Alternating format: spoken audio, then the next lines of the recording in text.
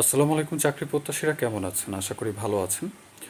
তো আজকের ভিডিওতে আলোচনা করব একটা সরকারি চাকরি পেতে হলে আপনাকে কিভাবে প্রস্তুতি নিতে হবে এবং সেই প্রস্তুতিটা কি পরীক্ষার 2 দিন আগে নিব, যেটা আমি স্কুল জীবনে করতাম, নাকি 6-7 মাস আগ থেকে আমরা প্রস্তুতি নিব? কিভাবে পড়ব, কোন বিষয়গুলো পড়ব?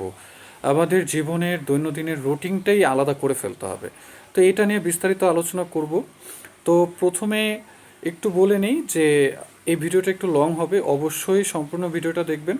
আর যাদের ইচ্ছা ভাই সম্পূর্ণ ভিডিও দেখবো না, তাদের দেখার কোনো প্রয়োজন নাই। আর আন্তরিকভাবে দুঃখিত এটা বলে যে আমাদের ক্যামেরাটা খুবই ঘোলা। আসলে ক্যামেরাটা কেমন, ভিডিওটা কেমন সেটা ইম্পর্টেন্ট না, ইম্পর্টেন্ট হচ্ছে ভিডিওতে তথ্যগুলো কেমন, সেটা হচ্ছে মোস্ট ইম্পর্টেন্ট। তো শুরু করা যাক, বেশি কথা বলবো না। তো প্রথমে বলে নিচ্ছে যে প্রতি সপ্তাহে কমপক্ষে 3-4টা সরকারি সার্কুলার কিন্তু দিচ্ছে, এবং সেখানে মোটামুটি 400, 500, 50, 60, 70 আপনার কিন্তু লোক নিচ্ছে। তবে কিছু কমন পদ আছে যেখানে কিন্তু রেগুলার নিয়োগ হচ্ছে, যেমন অফিস সহায়ক বলেন গ্রেড 20, তারপরে হচ্ছে মুদ্রাক্ষরিক কাম কম্পিউটার, ঠিক আছে? তো এই পদগুলো কিন্তু রেগুলারলি আসতেছে। তো আপনারা যদি একটি গোছালো প্রস্তুতি নেন, একটি রুটিন করতে পারেন 6 মাস মেয়াদি, এই 6 মাসে কিন্তু একটা চাকরি পাওয়া সম্ভব। আর এই 6 মাসে যদি একটা চাকরি পান না, আপনার ক্যারিয়ার, আপনার সম্মান, সকল কিছু চেঞ্জ হয়ে যাবে। তো কিভাবে আসলে সেই রুটিনটা করা উচিত, কিভাবে পড়ব, তো সেটা নিয়ে বিস্তারিত আলোচনা থাকছে। তো অনেকে বিভিন্ন জেলা থেকে আবেদন করেন, ম্যাক্সিমাম সরকারি চাকরির পরীক্ষাগুলো কিন্তু ঢাকাতে হয়ে থাকে। তো অনেকে সার্কুলার পেলাম আর আবেদন করে ফেললাম, আরে ভাই এটা তো প্রাইমারি স্কুল না, বা আমরা যে হাই স্কুলে পড়ছি, যে পরীক্ষা কালকে তার আগের দিন পড়ছি, সারা রাত পড়ি নাই, আগের দিন পড়ছি, দেখে আমি এখানে যেমনি পারছি পরীক্ষা দিয়ে ফেলছি, চাকরি হয়ে গেছে। ভাই সরকারি চাকরি এমন না। যদি আপনার প্রিপারেশন এমন থাকে, আপনার প্রস্তুতি যদি এমন থাকে, চিন্তা চেতনা যদি এমন থাকে, ভাই আবেদন করেন না, করার কোনো দরকার নেই। ওই কুমিল্লা থেকে, চট্টগ্রাম থেকে, ময়মনসিংহ থেকে ঢাকায় আসবেন, আসা যাওয়ার ভাড়া ধরেন 2-3 হাজার টাকা আছে, 2-1 দিন থাকবেন, আরও 2-3 হাজার, মোটামুটি 4-5 হাজার টাকা কিন্তু একটা চাকরির পেছনে আপনার খরচ হয়ে যাবে। তো এইভাবে করে আপনি যদি 100টা পরীক্ষা দেন না, আপনার 5 লাখ টাকা এমনি নেমে যাবে ভাই। তো যাদের আসলে কোনো প্রস্তুতি নাই তাদের আসার কোনো মানে নাই, কারণ পরীক্ষা হইতে হবে 100-100 ভাই। কেন 100-100? আগে বুঝেন যে একটা সরকারি চাকরির একটা পিয়নের অবস্থাটা একটু বোঝেন। যে নতুন পে স্কেল দিতেছে রিসেন্টলি, একটা পিয়নের বেতন হয়ে যাবে 35 থেকে 40 হাজার টাকা, জাস্ট ম্যাট্রিক পাস করে আবেদন। এটা হচ্ছে হালাল পথ ভাই, হারাম পথ তো আছে, আমি ওইগুলো অনুপ্রাণিত করবো না বা ওই কথাগুলোও বলবো না। হালাল পথে প্রায় 35 থেকে 40 হাজার টাকা আর্নিং আছে, একটু চিন্তা করেন তো। সেই সকাল 9টায় যাবেন, 5টায় চলে আসবেন, শুক্র শনি বন্ধ আছে, সরকারি তো ছুটি সেটার অভাব নাই। তো একটু চিন্তা করেন। এরপর অবসর আছে, অবসরে 30 থেকে 50 লাখ টাকা পায় একটা পিয়ন, চিন্তা করেন। তারপরে বিভিন্ন ভাতা তো আছেই, তারপরে সরকারিতে চাকরিতে ঢুকলে বিভিন্ন ঋণ নিতে পারেন, বিভিন্ন সুযোগ সুবিধা আছে, সম্মান আছে। এরপর বসে বসে পেনশন পাবেন, 20, 25, 30 হাজার টাকা একটা কিন্তু মাসিক আপনার বেতন ঢুকে যাবে, বসে বসে টাকা পাবেন। দেখেন একটা পিয়নের অবস্থাটা কি, একটা বৈধভাবে আমি বললাম যে একটা পিয়নের অবস্থা কি। তো এত সহজ এখানে চাকরি পাওয়াটা, যে আমি গেলাম, পরীক্ষা দিলাম, পরীক্ষায় বসলাম, 20-30 পেলাম, পরীক্ষায় আমি পাশ হয়ে গেলাম, এত সস্তা না ভাই। পরে দোষ দেবেন গভর্নমেন্টের, ভাই ঘুষ ছাড়া হয় না। আরে ভাই ঘুষ আছে বুঝলাম, তবে ঘুষ ছাড়াও তো 2-4 জন ঢুকতেছে। খারাপ থাকবেই, খারাপের মাঝে ভালোটাও আছে। তো সেই ভালোটা যেন আপনি হন। তো আপনার কিভাবে আসলে প্রস্তুতিটা নিতে হবে আমি একটু বলে দিচ্ছি। আপনারা এইভাবে করেন, 6 মাস করেন, ইনশাল্লাহ আপনারা একটা চাকরি পেয়ে যাবেন। আমাদের মূল উদ্দেশ্য হচ্ছে আপনাদের সেবা করা ভাই। এখান থেকে আমার 2 টাকা আর্নিং করার কোনো ইচ্ছা নাই। আপনারা যখন সাকসেস হয়ে কমেন্টে জানাবেন, এটাই হচ্ছে আমাদের অর্জন। তো প্রথম কথা হচ্ছে, যত ডিপ্রেশন, যত চিন্তা চেতনা সব বাদ দিবেন, একেবারে বাদ, আজকে থেকেই বাদ। এবং টার্গেট থাকবে 6 মাস। 6 মাস আপনি গোছালো প্রস্তুতি নেবেন। কিভাবে? বেসিক্যালি সরকারি যে পদগুলো রয়েছে, বিশেষ করে 20 থেকে 14 যে গ্রেড, সেখানে একই প্যাটার্ন ফলো করে কিন্তু পরীক্ষা হয় রিটেন হয়, না হলে এমসিকিউ টাইপের হয়। তো আপনারা সবাই অবশ্যই রিটেনের প্রস্তুতি নেবেন, কারণ রিটেনের প্রস্তুতি নিলে কিন্তু এমসিকিউ এমনিতে হয়ে যায়, সেখানে অপশন দেবে, রিটেনে অপশন থাকবে না, আর এমসিকিউতে আপনার অপশন দেবে, এটাই হচ্ছে পার্থক্য। তো 80 থেকে 100 মার্কের পরীক্ষা হয়, সেখানে 4টি সাবজেক্ট থেকে মূলত প্রশ্ন হয়: বাংলা, ইংরেজি, সাধারণ জ্ঞান এবং হচ্ছে গণিত। তো তো মাঝে মাঝে কয়েকটা জায়গায় কম্পিউটার এগুলো হাবিজাবি প্রশ্ন আছে। তবে এই চারটাই হচ্ছে মূল। এই চারটা যদি আপনি ভালো করে প্রস্তুতি নিতে পারেন তাহলে কিন্তু আপনার খেল খতম।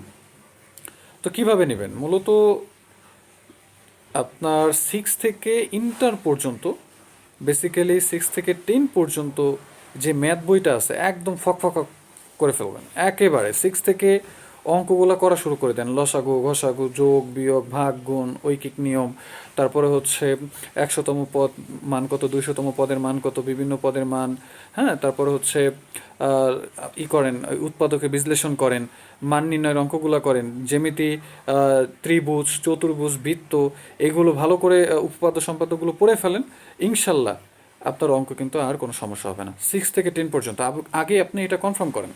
তো যারা আসলে টিউশনি করেন তাদের যে শুধু টিউশনিতে বেতন পাবেন এই উদ্দেশ্যে করার দরকার নেই। আপনি যদি টিউশনি করেন আপনার কিন্তু প্রস্তুতিটা সবসময় থাকবে, আপনি আপডেট থাকবেন। তো বেসিক্যালি 6 থেকে 10 পর্যন্ত আপনি পোলাপেন পড়ান, তাহলে এই অঙ্কগুলো কিন্তু আপনার একটা সবসময় আপডেট থাকবে বা প্রস্তুতি থাকবে। তো বাংলার জন্য কি করবেন? বাংলার 9-10-এর যে ব্যাকরণ বইটা আছে একেবারে খেয়ে ফেলবেন।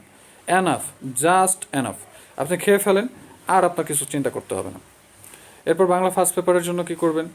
বিশেষ করে যে লেখকগুলো জনপ্রিয়, কবি কাজী নজরুল ইসলাম রয়েছেন, জসীমউদ্দিন রয়েছেন, রবীন্দ্রনাথ ঠাকুর রয়েছেন, তাদের উপন্যাস, তাদের এপার ওপার সকল জীবন কাহিনী, হ্যাঁ, জন্মসাল মৃত্যুসাল বৈবাহিক সাল, সকল সালমাল সব পড়ে ফেলেন। তাদের যে অর্জন, তাদের যে পুরস্কার, তাদের যে শিক্ষা, সেগুলো সব পড়ে ফেলবেন ডিটেলসে। এখান থেকে চলে আসবে, প্রশ্ন চলে আসবে।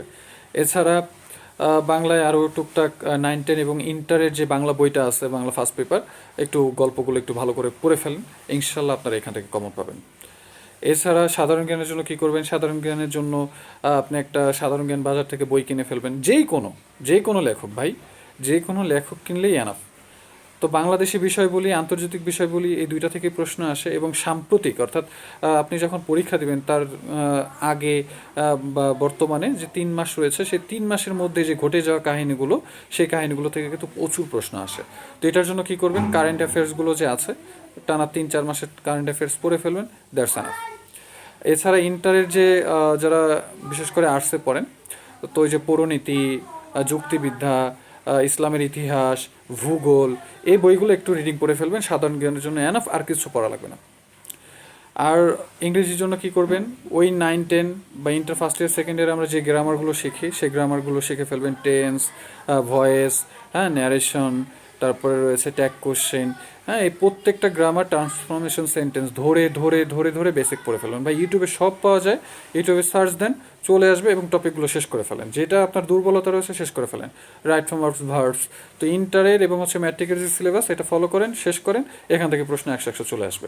এর পাশাপাশি প্রচুর ভোকাবুলারি জানতে হবে আপনাদের, সিনোনিম অ্যান্টোনিম সহ, সমর্থক বিপরীত শব্দ সহ এই সিনোনিম অ্যান্টোনিম শিখে ফেলবেন, ইডম ফ্রেজ শিখে ফেলবেন, দ্যাটস এনাফ। এখান থেকে প্রশ্ন চলে আসবে। তো ইংরেজি 100 কমন পাবেন, আর্টিকেল, প্রিপোজিশন, এগুলো পড়বেন, 100% আপনারা কমন পাবেন। আশা করি বুঝতে পেরেছেন। তো ইংরেজি, সাধারণ জ্ঞান, অঙ্ক, বাংলা কী কী পড়বেন ডিটেলসও বলে দিলাম। আপনারা 6 মাস টানা পড়বেন, প্রতিদিন 3 থেকে 4 ঘন্টা সময় দেবেন, টানা 6 মাস। আপনাদের মনে নিয়ত থাকবে যে না, এই 6 মাস আমি 3-4 ঘন্টা ধরে পড়বো, চাকরি হোক বা না হোক সেটা পরের ব্যাপার। আগে পড়েন ভাই, আগে প্রস্তুতি নেন, চাকরিগুলো আবেদন করেন। আবেদন করার পরই কিন্তু চাকরির পরীক্ষা হয়ে যায় না, 3 থেকে 4 মাস 6 মাস লাগে। তো আপনারা আবেদন করতে থাকেন, আবেদন করে প্রতিদিনই, প্রতি সপ্তাহে 3-4টা করে সার্কুলার দেয় ভাই। আপনারা একটা প্রস্তুতি নেন, প্রস্তুতি নিতে থাকেন, আবেদন করতে থাকেন, পরীক্ষা দেন, ইনশাল্লাহ হয়ে যাবে। আমি যেভাবে বললাম 3-4 ঘন্টা করে যদি 6 মাস দিতে পারেন, ইনশাল্লাহ আপনাদের প্রস্তুতি 100 হয়ে যাবে, একটা না একটা চাকরি আপনারা পাবেনই। তো ওই যে পরীক্ষার আগের দিন পড়বেন, হ্যাঁ, পরীক্ষা আবেদন করে যে পরীক্ষা দিবেন, পরীক্ষা হয়ে যাবে, এত সহজ না ভাই।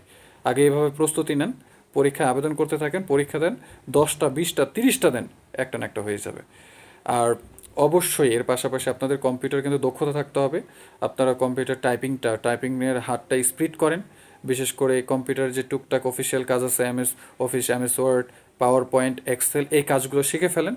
আপনারা কম্পিউটারের যে মুদ্রাক্ষরিকের স্পেশাল কোর্সটা করতে পারেন। একটু যদি এখানে একটু হার্ড ওয়ার্ক করেন, চাকরি এত সহজ ভাই এখানে পাওয়াটা, আর কি বলবো আপনাকে।